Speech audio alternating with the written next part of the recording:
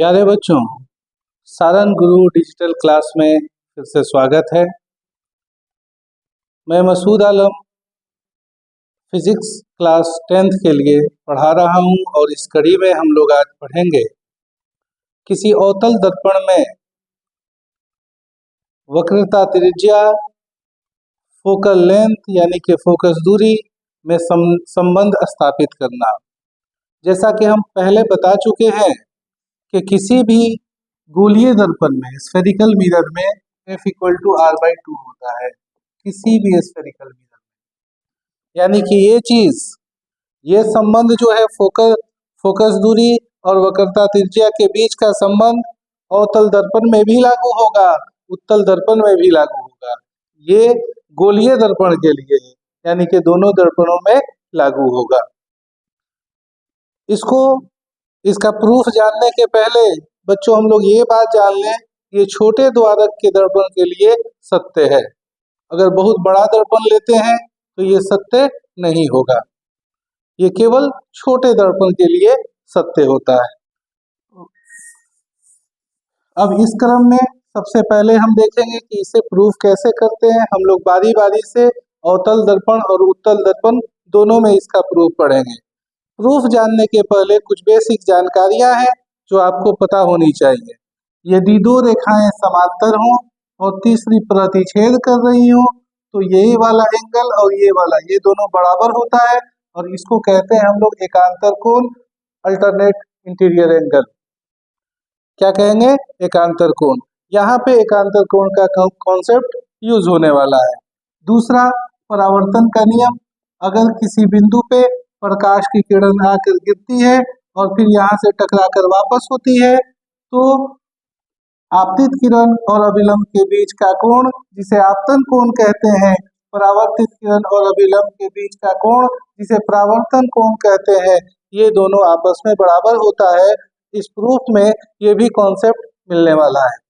बच्चों, एक समस्या और आपके सामने आने वाली है कि अगर जैसे कि हमारे सामने ये एक प्लेन मिरर था, सीधी लाइन थी, अगर ये मिरर कर्व हो जाए, इस तरह घुमावदार हो, कर्व हो, तो सवाल उठेगा कि अगर किरण प्रकाश की यहाँ आकर गिरती है, देखिए ये येलो कलर से दिखाया गया, प्रकाश की किरण यहाँ आकर गिरती है और टकरा के ऐसे वापस होकर चले जाती है, तो अब सवाल उठेगा कि यहाँ पे अभिलंब कैसे लें। यहाँ पे अभिलंब किस नियम के तहत लिया जाएगा? चूंकि हम लोग जानते हैं कि अभिलंब जो होता है वो सरफेस के साथ 90 डिग्री का कोण बनाता है, तो 90 डिग्री के कोण बनने के लिए सरफेस को तो सीधा होना चाहिए ना। यहाँ तो सरफेस ही सीधा नहीं है, तो यहाँ 90 डिग्री का कोण कैसे बनेगा? तो बच्चों, ऐसी परिस्थिति में हम लोग एक स्पर्श रेखा खींचते हैं। ये स्पर्श रेखा है बच्चों, ये गणित में स्पर्श रेखा के बारे में हम लोगों को आगे पढ़ना है, आप लोगों को मिलेगा। तो ये स्पर्श रेखा पे जो परपेंडिकुलर होगा, जो 90 डिग्री का कोण बनाएगा स्पर्श रेखा के साथ, उसे कहेंगे हम लोग अभिलंब। और बच्चों, स्पर्श रेखा के बारे में हम एक और बात जानते हैं कि स्पर्श रेखा पे जो त्रिज्या होती है किसी वृत्त की, जैसे ये अगर इसको वृत्ताकार मान लिया जाए तो वृत्त की त्रिज्या जो होती है वो भी परपेंडिकुलर होती है। यानी कि जो अभिलंब हमें कर्व सरफेस पे ड्रॉ करेंगे, वो अभिलंब को अगर हम दूसरी तरफ बढ़ाए तो वो सेंटर की तरफ जरूर जाएगा, केंद्र की ओर जरूर जाएगा। ये सारी बेसिक जानकारियां हैं। अब इन जानकारियों के बाद हम लोग आगे पढ़ते हैं।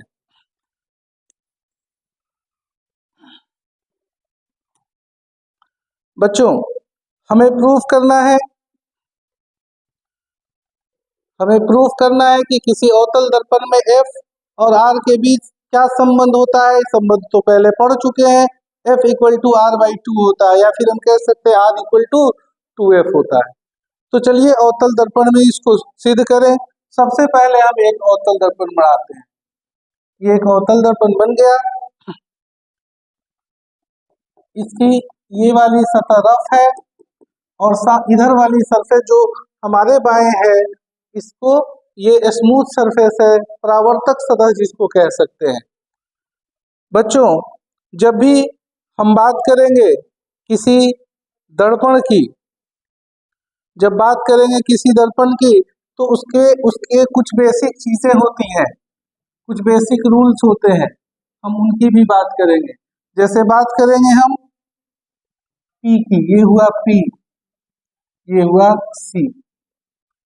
पी मतलब पोल, ध्रुव, और सी मतलब centre of curvature. Centre of curvature यानी कि वक्रता केंद्र।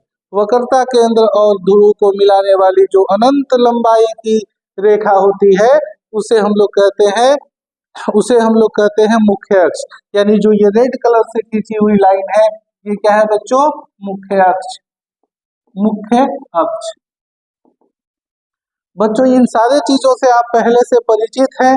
अगर और डिटेल्स जानना है तो इसके पहले वाला वीडियो आप देख सकते हैं, उसमें सारी चीजें स्पष्ट जानकारी है। बच्चों हम लोग और जानते हैं क्या इसके बारे में? तो हम जानते हैं कि मुख्य अक्ष के समांतर अगर कोई किरण आती है तो वो दर्पण से टकराएगी, और दर्पण से टकराने के बाद वो क्या होगा कि फोकस से पास हो जाएगी। किधर से पास हो जाएगी? फोकस से। यानी कि ये आपतित किरण है और ये परावर्तित किरण है, और ये मुख्य अक्ष के जिस बिंदु से जा रही है उसका नाम हम F रख दिए, यानी यही है हमारा मुख्य फोकस, प्रिंसिपल फोकस। अब बच्चों इस बिंदु पे, ये जिस बिंदु पे यहाँ पे टक्कर हुई है, यहाँ पे जहाँ पे आके आपतित किरण आकर जहाँ पे गिरी है उस बिंदु को हम लोग आपतन बिंदु कहते हैं। जरूरी नहीं होगा कि आपतन बिंदु किसी समतल दर्पण में हो। जिस बिंदु पे भी हम प्रकाश की किरण का आपतन दिखाए उस बिंदु को हम आपतन बिंदु कह सकते हैं। बच्चों ये है पॉइंट ऑफ इंसिडेंस यानी कि आपतन बिंदु। अब सवाल उठेगा कि यहाँ पे अभिलंब कहाँ है? तो बच्चों जैसा कि हमने अभी अभी बताया कि किसी भी कर्व सरफेस पे अभिलंब ढूंढना हो तो आपको इमेजिन करना पड़ेगा यहाँ से गुजरती हुई एक स्पर्श रेखा, और स्पर्श रेखा पे त्रिज्या जो होती है वो लंबवत होती है। यानी कि इसकी त्रिज्या जो होगी वो क्या होगी? वही होगी यहाँ से लेकर यहाँ तक, सेंटर से किनारे तक जो जाएगा वही त्रिज्या होगा। इसको हम इस तरह से दिखा देते हैं किसी और कलर से या वाइट कलर से। बच्चों ये जो लाइन है वाइट कलर की ये अभिलंब है। अब सवाल उठता है कि आपतित किरण और अभिलंब के बीच बड़े कोण को क्या कहेंगे? तो आपतन कोण कहेंगे, जिसे आई से दर्शाया जाता है। इसी प्रकार परावर्तित किरण और अभिलंब के बीच के कोण को क्या कहेंगे? परावर्तन कोण कहेंगे, जिसे आर के द्वारा सूचित किया जाएगा। ये बेसिक चीजें हो गई। अब बात आएगी कि हम प्रूफ की ओर चल रहे हैं। प्रूफ करने में सबसे पहले ये इस तरह से हमें किरण आरेख को दिखाना पड़ेगा, उसके बाद हम इसको एक्सप्लेन करेंगे।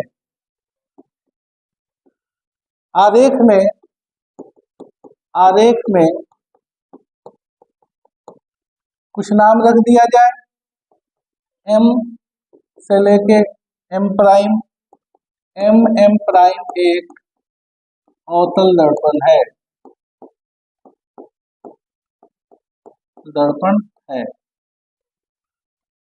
यहाँ इसका नाम अगर ए रख देते हैं, जिसमें एम एक आपतित किरण है, आपतित किरण है। सारी बातों को हम कह रहे हैं। एम क्या है? आपतित किरण है। एम एफ क्या है? एम एफ एक परावर्तित किरण है तथा सीएम अभिलंब है।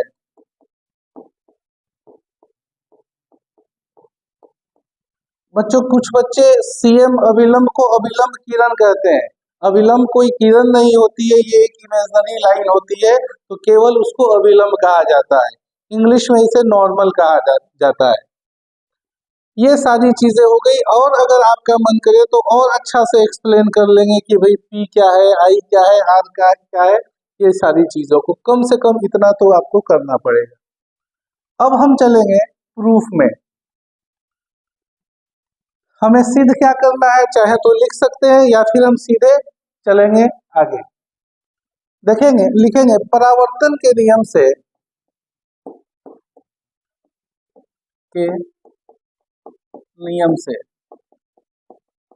बच्चों परावर्तन का क्या नियम होता है? तो परावर्तन का नियम होता है कि आपतन कोण परावर्तन कोण के बराबर होते हैं। इस प्रकार यहाँ बना हुआ आई और आर दोनों आपस में बराबर हो जाएगा। I is equal to are, ये ऐसे लिख दिए और दे दिए समीकरण नंबर 1। एक बात हमें पता चल गई। फिर से आई इज इक्वल टू, यहाँ बना हुआ अगर इसको हम थीटा मान ले तो आई इक्वल टू थीटा हो जाएगा। ये कैसे पता चला? समीकरण नंबर 2 हो गया और ये पता चला एकांतर कोण से। बच्चों हम बताए थे अभी अभी आपको कि दो अगर समांतर रेखाएं हैं और तीसरी रेखा इस तरह प्रतिच्छेदी हो, चाहे ऊपर से बाहर ऐसे निकली हुई हो या केवल इस तरह से हो, तो यहाँ देखो, यहाँ जेड टाइप से दिख रहा है ना, जेड, हाँ, तो यहाँ का एंगल और यहाँ का एंगल ये दोनों एकांतर कोण कहलाता है। और रेखा समांतर होने के केस में ये दोनों बराबर होता है। अल्टरनेट इंटीरियर एंगल इसको कहते हैं। तो यहाँ बच्चों उसी तरह का केस हो रहा है। देखिए ये और ये दोनों लाइंस क्या है, पैरेलल है। ये कैसे पता आपको कि पैरेलल है? ये रेखा और ये रेखा दोनों एक दूसरे के समांतर है। ये कैसे पता? हमें ऐसे पता कि हमने मुख्य अक्ष के समांतर ही आने वाली प्रकाश की एक किरण को दर्शाया है। अगर ये मुख्य अक्ष के समांतर आने वाली प्रकाश की किरण न होती तो दर्पण से टकराने के बाद ये मुख्य फोकस से ही जाएगी, इसकी भी कोई गारंटी नहीं होती। हम जानते थे कि मुख्य अक्ष के समांतर आने वाली प्रकाश की किरण दर्पण से परावर्तन के बाद मुख्य फोकस से गुजरती है, इसीलिए हमने यहाँ पे समांतर किरण को दर्शाया है। तो ये दो बातें मिल गई हमें। अगर हम इन दोनों समीकरणों से देखें, समीकरण 1 और 2 से अगर हम देखें तो यहाँ आई आर के बराबर है और फिर यहाँ आई थीटा के बराबर है, तो हम लिख सकते हैं R is equal to theta. यानी कि हमें अभी अभी पता चला कि ये एंगल थीटा और ये एंगल आर दोनों एक दूसरे के बराबर है।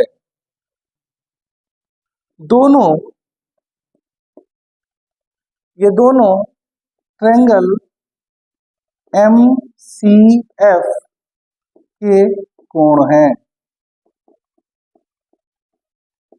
ये जो दोनों कोण हैं आपस में बराबर है। वो एक ही ट्रायंगल, एक ही त्रिभुज, किस त्रिभुज के?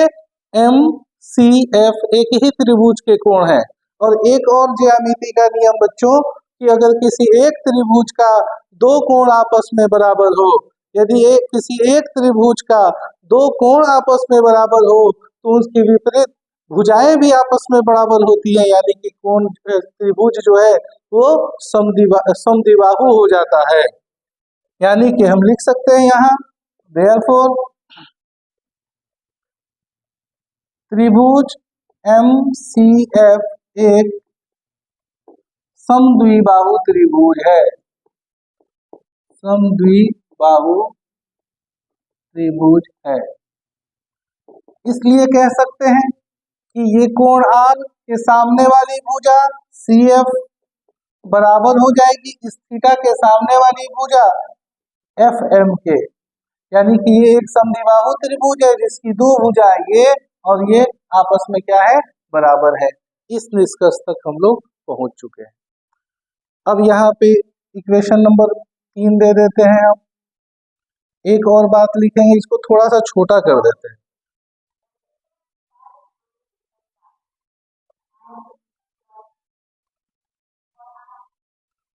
अब हम लोग देखेंगे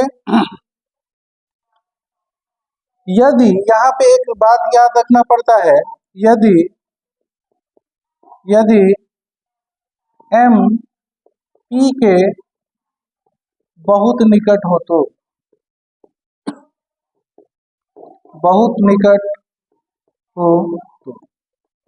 यानी कि अगर ये दर्पण बहुत बड़ा नहीं हो, अगर ये दर्पण छोटा हो और m p से इतना दूर ना हो कि यहीं पे हो, तो ये भुजा, ये जो लाइन है एकदम ऐसे ऐसे यहाँ से ऐसे आ जाएगी, तो लगभग ये और ये दोनों क्या होगा, बराबर हो जाएगा।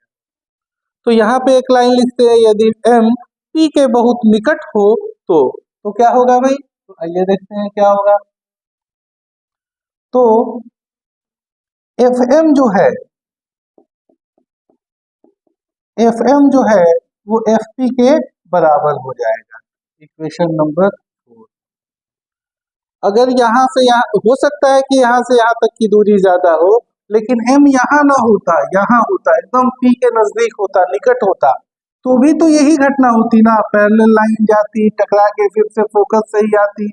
तो यहाँ से देखो ये दूरी और ये दूरी दोनों लगभग क्या होती, बराबर हो जाती।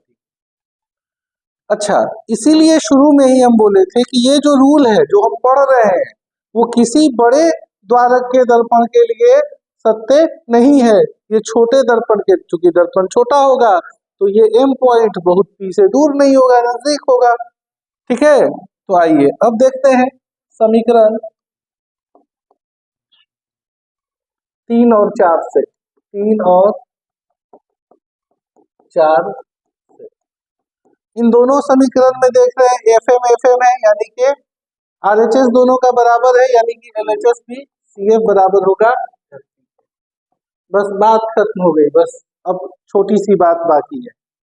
बच्चों ये बताओ कि C से लेके P तक के दूरी को क्या कहते हैं, तो आंसर है रेडियस ऑफ कर्वेचर, यानी कि वक्रता त्रिज्या। F से लेके P तक के दूरी को फोकल लेंथ। हम लिखेंगे CP जो है वो 2 टुकड़ों में बटा हुआ है। C से P तक आपको आना हो तो आप सबसे पहले C से F पे आइएगा, फिर F से P पे आइएगा, यानी 2 टुकड़ों में बटा हुआ है। तो लिख सकते हैं CP equal to CF plus FP। CP जो है CP के जगह पे R लिख देते हैं, चूंकि CP का जो है उसको रेडियस ऑफ कर्वेचर कहते हैं। अब बात आएगी CF की, तो CF किसके बराबर है, किसी के बराबर है क्या, CF FM के बराबर था, और देखो फिर यहाँ CF किसके बराबर हो गया, FP के। तो CF के नीचे हम लिख सकते हैं FP plus FP। R equal to FP को हम क्या लिख सकते हैं, small f plus small f, R equal to 2f, या हम लिख सकते हैं F इक्वल टू R/2। इस तरह से ये सत्यापित हो गया। बच्चों अगर इसमें कोई भी ऐसी चीज हो जो आपको समझ में नहीं आई हो तो आप कमेंट के जरिए बताएंगे, पूछेंगे, है ना, हम लोग उस पर फिर से डिस्कस करेंगे। एक बार अच्छे से देख लीजिए सारे बोर्ड को। इस वीडियो में इतना ही, अब हम मिलेंगे अगले वीडियो में। धन्यवाद।